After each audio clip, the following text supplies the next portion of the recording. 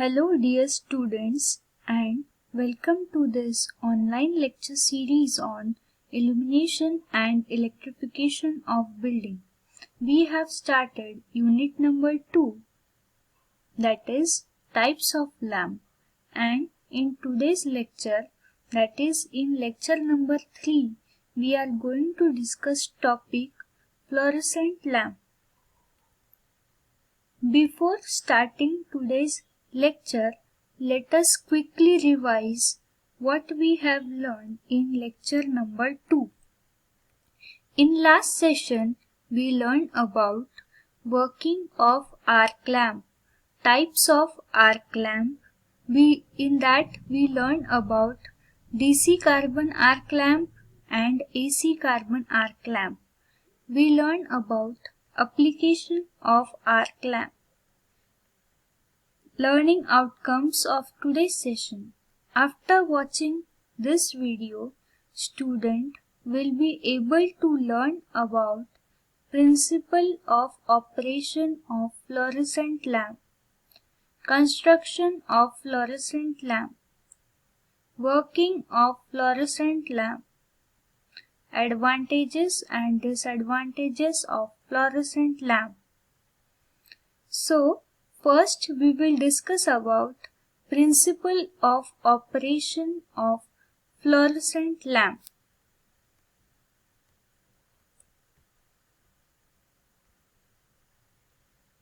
When fluorescent material are subjected to electromagnetic radiation of particular wavelength, they get excited and in turn give out radiation at some other length and give out radiation even if the exciting radiation is removed. अब fluorescent material एक ऐसा material होता है कि जिसपे अगर electromagnetic radiation एक wavelength के इलेक्ट्रोमैग्नेटिक रेडिएशन अगर उस पे एमिट होते हैं, उस पे पड़ते हैं, तो वो हमें रिटर्न में ऐसे इलेक्ट्रोमैग्नेटिक रेडिएशन देता है जिसकी वेवलेंथ पहले से ज्यादा हो। अब वेवलेंथ बढ़ने के कारण ये वेवलेंथ जो है ये विजिबल लाइट रेंज में चली जाती है, जिसके कारण हमें क्या मिलता है, लाइट एनर्जी मिलती है।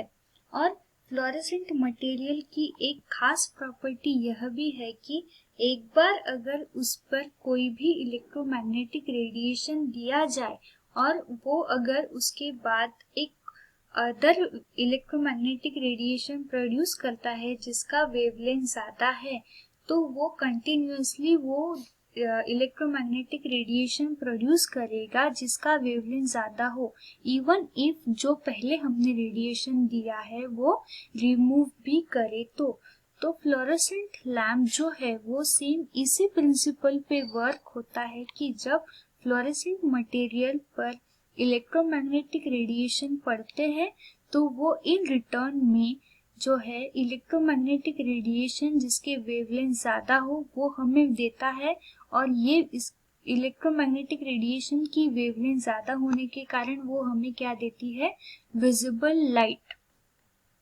Next we will discuss about diagram of fluorescent lamp. So in fluorescent lamp you can see that supply is given and a choke is connected, then filament 1 is connected, and in series with that filament a starter is connected, and again filament B, which we called as filament 2, is connected, and again we come to neutral point. A capacitor C1, which is called as power factor improvement capacitor, is connected in parallel with the supply.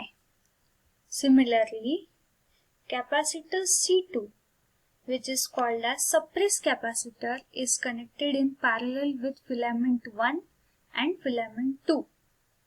अब ये जो दो filament है, ये दो filament एक tube rod में enclosed होते हैं यानी बंद होते हैं, और ये ट्यूब रॉड का जो इनर सरफेस होता है, इसके अंदर का जो सरफेस होता है उसको फ्लोरेसेंट पाउडर की कोटिंग दी जाती है और इस ट्यूब रॉड में गैसेस फिल की जाती है। Next, we will see about construction of fluorescent lamp. Fluorescent tube consists of tube, choke, starter and power factor improvement capacitor. Fluorescent lamp में ट्यूब, चोक, स्टार्टर और पावर फैक्टर इम्प्रूवमेंट कैपेसिटर ये important role play करते हैं। First is tube, glass tube which is sealed with two different filaments at two ends. It is coated with fluorescent powder and filled with mercury and argon. जो tube होता है जिसके अंदर filaments होते हैं, यानी फिलामेंट्स कहाँ होते हैं, ट्यूब के दोनों एंड पे सील किए जाते हैं फिलामेंट, और ट्यूब का अंदर का जो पोर्शन है उसको हम फ्लोरेसेंट पाउडर से कोटिंग देते हैं और इस ट्यूब के अंदर मर्क्यूरी और आर्गन जो गैसेस है वो फिल की जाती है। Next is choke, supply large potential for starting arc, limit the arc current to safe value.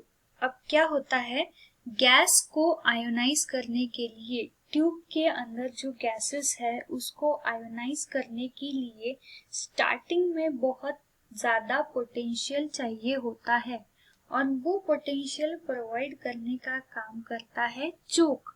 और अगर जो आर्क करंट है वो ज्यादा हो जाए तो उसको सेफ वैल्यू तक लिमिट करने का काम भी चोक करता है, जिससे कि जो लैंप है उसको कुछ डैमेज ना पहुंचे। Next is starter, starter is provided to limit starting current. Starting current को मिनिमम रेंज में रखने के लिए या लिमिट करने के लिए उसको एक स्पेसिफिक वैल्यू तक रखने का काम कौन करता है, starter. Next is power factor improvement capacitor, it is used for power factor improvement. Power factor के इम्प्रूवमेंट के लिए power factor improvement capacitor C1 use होता है। Next we will move towards working of fluorescent lamp. When supply is on, current flows through choke filament 1, starter filament 2 and to neutral. जब supply को on किया जाता है तो current चोक से filament 1, फिर स्टार्टर, उसके बाद फिलामेंट 2 और न्यूट्रल ऐसा अपना पाथ कंप्लीट करता है। अब करंट फ्लो होने के कारण क्या होता है, इस जो ट्यूब रॉड में जो गैसेस थी अब ये फिलामेंट को क्या मिलता है, स्टार्टिंग करंट, तो इनमें क्या प्रोड्यूस होता है, आर्क। और ये आर्क के कारण क्या होता है, अंदर की जो गैसेस है वो आयोनाइज्ड हो जाती है और ये गैसेस आयोनाइज्ड होने के कारण फिर ये जो इसके अंदर फ्लोरेसेंट मटेरियल होता है उस पे वो टकराती है, उस पे वो जाती है और ये फ्लोरेसेंट मटेरियल क्या करता है, फिर इन गैसेस, ये जो आयोनाइज्ड रहता है, आयोनाइज्ड गैसेस जो रहती है उनको एक हायर वेवलेंथ पे एमिट करता है, जिसके कारण हमें क्या मिलता है, लाइट मिलता है। ठीक है, so due to this there will be a high voltage ionisation so that light will be emitted through the tube. और हमें इस हाई वोल्टेज आयोनाइजेशन के कारण क्या होता है, इस ट्यूब में से हमें लाइट मिलती है। जो पहले के जो ट्यूबलाइट्स हुआ करते थे वो सेम इसी प्रिंसिपल, यानी वही फ्लोरेसेंट लैंप होते थे और वो इसी प्रिंसिपल पे वर्क करते थे। आप ट्यूबलाइट में जो व्हाइट देखते हो उसका ट्यूब, वो जो व्हाइट होता है वो फ्लोरेसेंट पाउडर का कोटिंग होता है। This is the working of fluorescent lamp, how the gases ionize and how they produce visible light, you can see in this animated clip. Next is advantages and disadvantages of fluorescent lamp. Advantages of fluorescent lamp. Efficiency is high, about 90%. Fluorescent lamp की जो efficiency होती है वो ज़्यादा होती है, लगभग 90% के करीब. लाइफ इज मोर, इसकी जो लाइफ होती है वो ज़्यादा होती है, यानी एक बार अगर आपने लैम्प खरीद लिया तो वो चलेगा, बहुत दिनों तक चलेगा. लेस ग्लेयर, ये जो है ग्लेयर यानी जो रोशनी में कम ज़्यादा होता है इंटेंसिटी, वो नहीं प्रोड्यूस करेगा, कंटिन्यूअस रोशनी देगा. Disadvantages of fluorescent lamp. High initial cost due to use of choke and starter. अब इसका जो इनिशियल कॉस्ट है वो ज़्यादा होता है, क्योंकि इसमें चोक जो हाई पोटेंशियल प्रोवाइड, गैसेस के आयोनाइजेशन के लिए हाई पोटेंशियल लगता है, वो चोक प्रोवाइड करता है. और स्टार्टर क्या करता है, स्टार्टिंग करंट को लिमिट करता है, जिसके कारण इसका जो है इनिशियल कॉस्ट ज़्यादा होता है. Summary.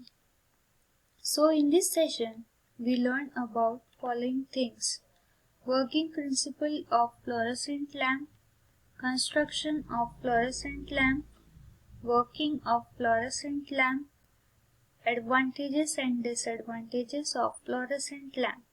So these all things we learned in today's session. Thank you for watching this session and keep learning. In next lecture we will learn about mercury vapor lamp.